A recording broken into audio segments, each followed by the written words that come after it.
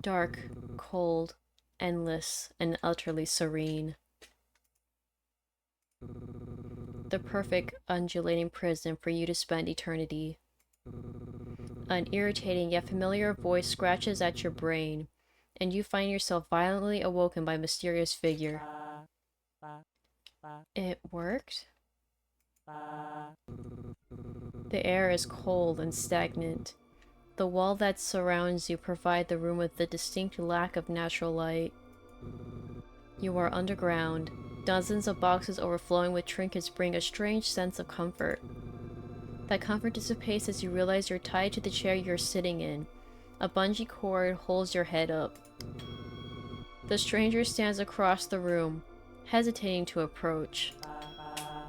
Nima, is that you? Who is Nima? Am I Nima? Just tell her whatever she wants to hear. Stranger Nima mom. All words are stored in your library until after they are unlocked. Okay. When you're done, words can be dragged from your brain down to your mouth to unlock new dialogue options.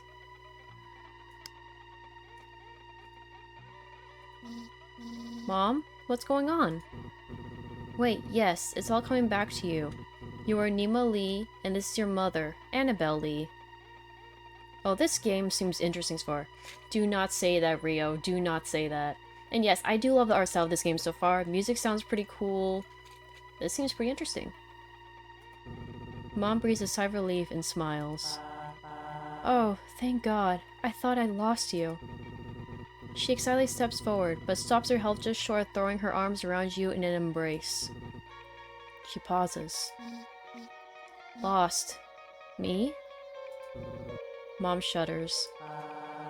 Let me bring you some food first. You must be starving. Mom exits the basement, excitedly clambering her way up the stairs. I hope she trips and cracks her skull. Thanks, Mom. A sopping wet bowl of slop is gently presented to you. The odor, reminiscent of wet dog and dirty socks, is masked by overwhelming amounts of soy sauce. Your nose begins to shrivel like a worm left out in the sun. Mom unties your hands but leaves your waist and head fastened to the chair. With some effort, you can now eat your gruel. She places a small dull spoon in your now free hand. She's even uglier up close. Okay, Nima, before you eat, we need to have a little talk. What the fuck is going on here?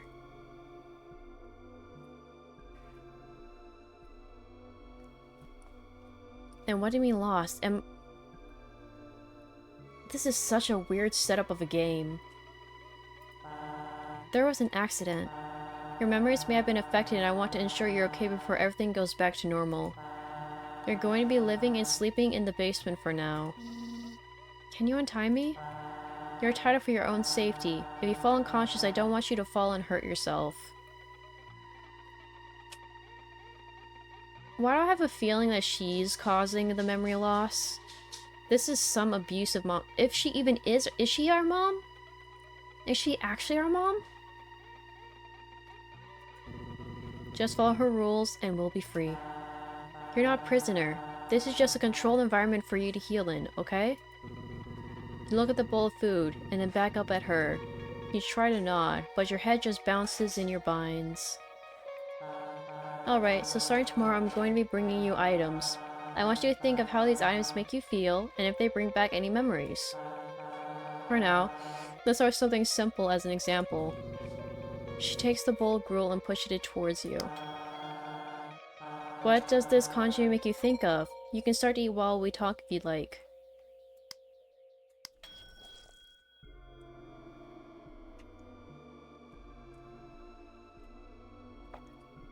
I'm sure explaining the disgust is going to make this really good. Oh god, of course.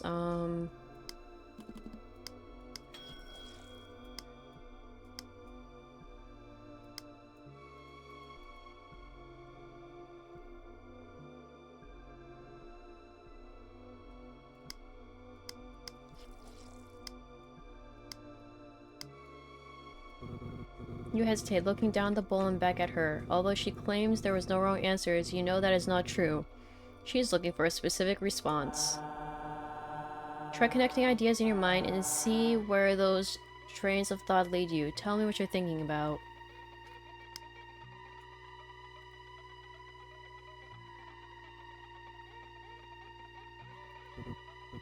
Gruel.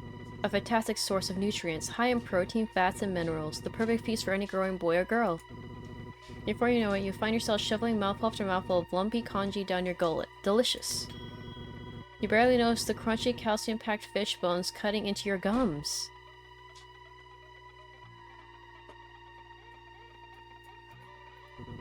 You can feel your stomach distending in your body, an uncomfortable weight that only succeeds in making you hungrier. Easy there, champ. Mom grimaces, disgusted by your enthusiasm, as she yanks the bowl away from you almost as fast as you set it down. You really were hungry. You usually hate my cooking. Can I have more? I think you've had enough for now, dear. You yawn. The bowl of congee suddenly chased away your appetite. Now you prefer a nice den to crawl inside and sleep. Mom sets the bowl aside and lets out a long sigh. She stares at you intently, preparing for something. How much of the accident do you remember? You shake your head. Some things just come to you. As far as you're concerned, everything that happened before you woke up in this basin feels like a dream. Give me the food while you take it away. Exactly, like, why are you complaining? You gave me the food. You were swimming. You hit your head. You're lucky I was able to rescue you. You clutch your head as a bolt of pain travels from the top of your cranium down your spine. Ow. Likely story. A memory surges you. You recall looking up at your mother's stony face. In her hand she clutches a sharp knife designed to cut through flesh and organs. Your mother looks worried as she reaches out to console you. You recoil away from her. Maybe we should talk about this later. Tomorrow the real tests will begin. You pass those, and you'll be free to leave the basement, and everything can return to normal. How am I supposed to pass if I can barely remember anything?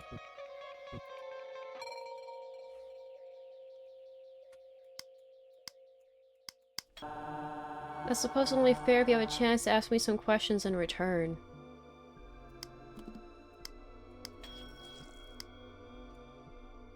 Mom Rock makes fossil? Damn, you really called Mom a fossil. That's crazy.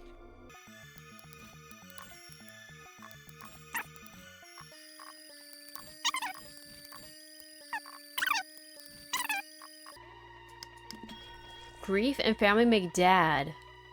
Did the dad die? There's a shuddering pain racking your brain. You're almost spent for the day. Choose your next words carefully. What do you want to know? I want to know about Dad. Where's Dad? Where's Dad? Your mother looks down at her hands. Dad's not here. What do you remember about him? You search your mind for anything that you can recall about your father. The memory that returns isn't an event or a story, but a smell. He smells like fish. Your mom's stony face cracks into a smile, then she laughs. Yeah, he did. Your eyelids are growing heavy. You're running out of energy. Anything else you wanted to ask me about?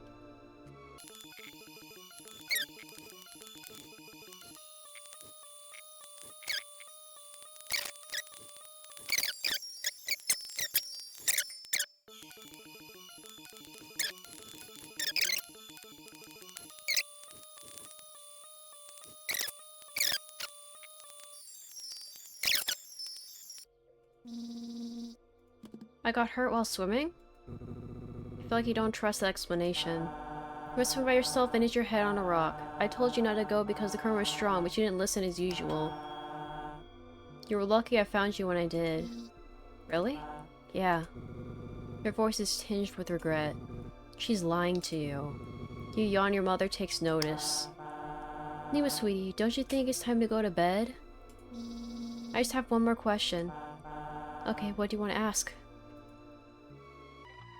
Did I die? Did I die in the accident? No. You were in a coma. Let's not worry about that right now, okay? The pain surging through your brain terminates with a sudden pull of the plug. Your eyes cut to blindness, and then you feel your body fall forward to be caught by the ropes fastening you to the chair. You flicker in and out consciousness as rogue bolts of electricity wiggle your neurons. Mom hums a familiar song. A pair of tender arms bear the full weight of your malnourished and sickly form. You are lowered to a lumpy mattress, tucked in routinely and without indulgence. Whoever carried you here was hesitant to do so. Her acts of mothership seem to be more of a performance. Despite that, you feel a gentle hand lovingly caress the side of your head, and once again the world goes dark.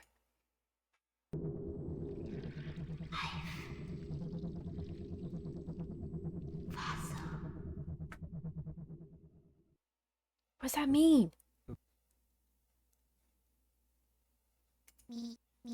My head hurts. This is my room. I barely remember it.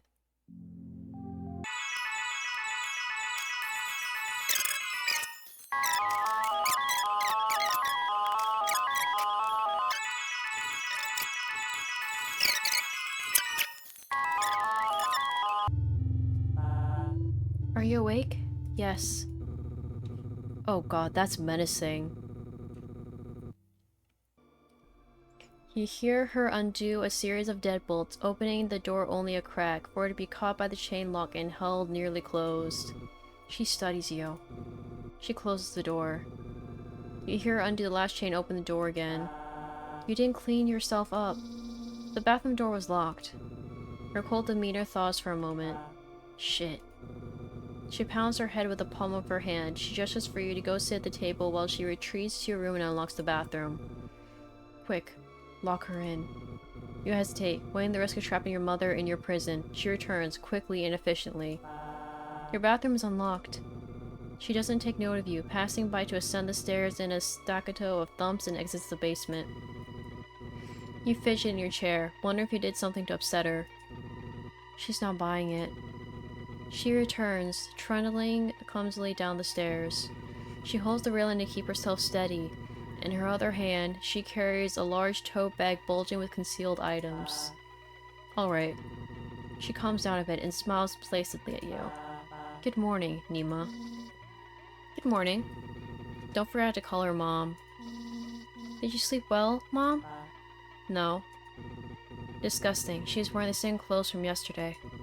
She looks disheveled. It's unclear she's slept at all. Are you feeling any pain? Yesterday our conversation ended rather abruptly. Your vitals are stable, and you seem to have made a full recovery. Yes, I'm feeling well. Good. She flips up a notebook and makes notes of that response. How was your sleep? Any interruptions or strange dreams? Lie to her. Nope. She flips her notebook closed, and a fake smile turns into a real one. You're going to do better today, right? Today is going to be a little different from yesterday. With me, I have some items. All you need to do is tell me how they make you feel.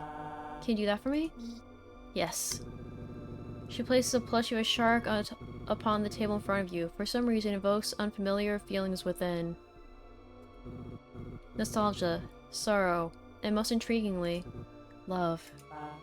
Now, is there anything this reminds you of?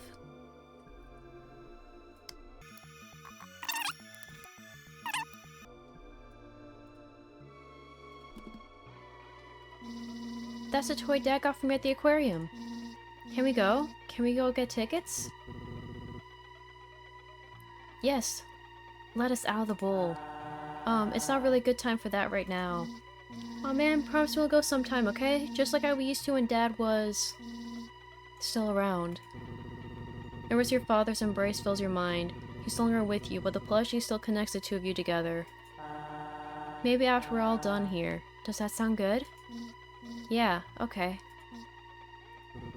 Mom lets out a melancholic chuckle. It's funny, you used to bring this thing everywhere with you. I remember you never let me take it from you, even to wash it. Your father used to say it was starting to look more like a catfish than a shark. He even considered buying a second one to switch out so we could clean it when you weren't looking. Hey! He never did, don't worry. After he passed, you were even more inseparable. You had to hold on to anything that reminded you of him. You and Mom share a moment of nostalgic silence. reminiscing on the warmth of a face that fades more and more into memory every single day. Mom lovingly plants her hand on your cheek. I'm just glad I didn't lose both of you. Okay, Nima, let's move on to something else. She pulls out a chunk of rock and a strange formation entombed into its surface. There's a prismatic glow to the rock. An opalized skeleton frozen in time, then cracked open like an egg. Mom hesitates, unsure if she should show you this thing. Still, she places it on the table and pushes it towards you. What does this remind you of?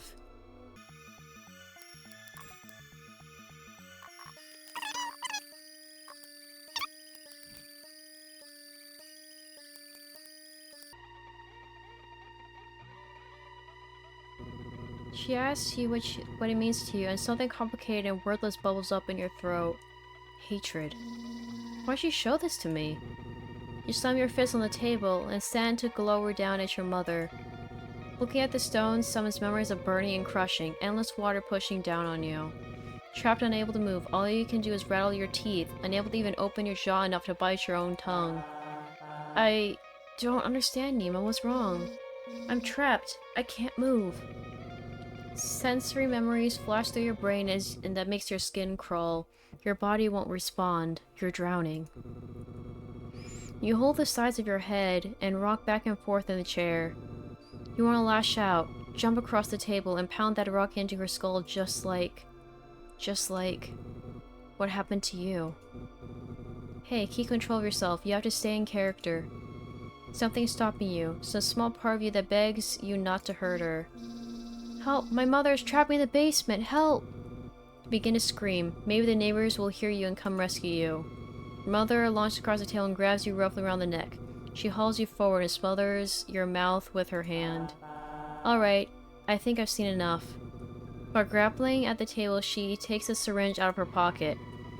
Your screams muffle through her hands.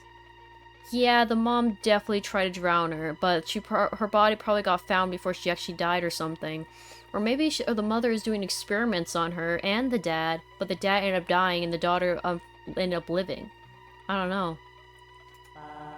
It's time for bed, Nima. You find yourself awake in bed. There are heavy weights on your arms. You try to wiggle and your arms push against a series of tight ropes and bind you still. I told you, she doesn't like failure. Your mother enters the room, wiping a small steel pick with an antiseptic tissue. You're awake? I didn't use enough anesthesia. You try to scream, but you discover your mouth is gagged. That's fine. You won't need it. She leans over you, placing her knee on your stomach to pin you and gripping your face with a clawed hand. The pick inches closer towards your eye. Don't blame yourself. It's my fault, really. Something must have went wrong with the procedure for you to come out like this. She begins to caress your cheek. Her hands are trembling ever so slightly. But that's okay.